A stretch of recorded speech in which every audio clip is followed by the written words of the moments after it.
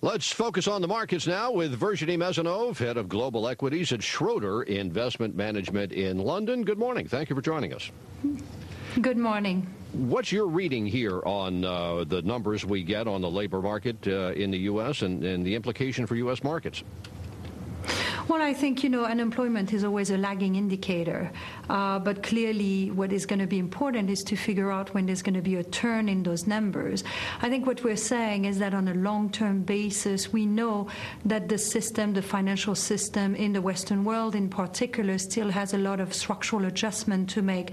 Although clearly since the month of March, we've had the markets taking the news of the deceleration of negative news in the macroeconomic environment very positively.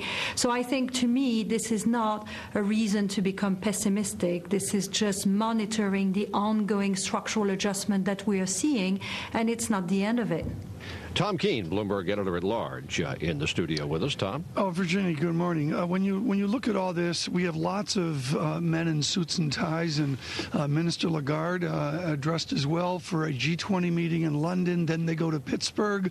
Then they go to Istanbul. They're out in force. What would you like to see them accomplish to bring stability to the markets?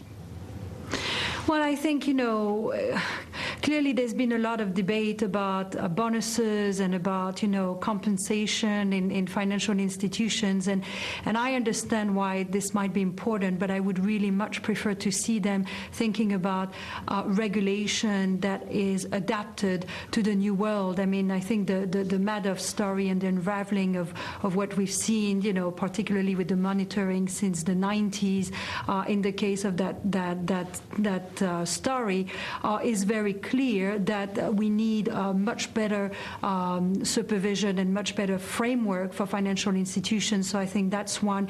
I think the second part that people really are wondering about is we are clearly in an environment where quantitative easing is very much still at the top of the agenda, but investors are very soon are going to be worrying, when is quantitative easing withdrawn, and is it going to be withdrawn? There are worries about inflation, as you know. As long as liquidity comes through the market and the second derivatives of macroeconomic news improves, which is what we've seen really since the month of March, I think the markets take comfort in this.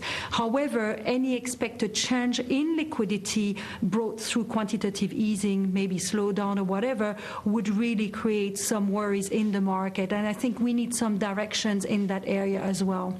Well, as you say, there's a great deal of debate about bonuses and compensation, but what's the betting there at Schroder's? Is anything actually going to be done?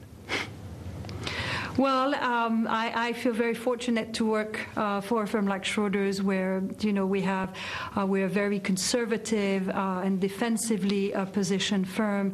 Our bonus structures, I think, are tailored to our performance, and the idea is to basically put in line our interests with those of our clients in terms of vested interests and relative performance of the funds and achieving targets. So I feel very comfortable that, given the hard work we've put this year, that will be fairly compensated.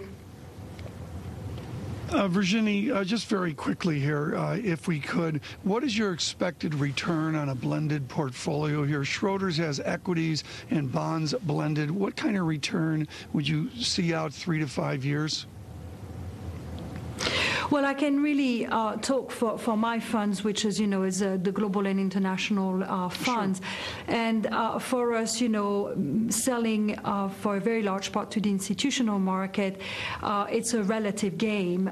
So per se, I don't really give price or relative targets, but depending on the products that we have, we see for alpha strategies, a target of 4% outperformance versus the benchmarks.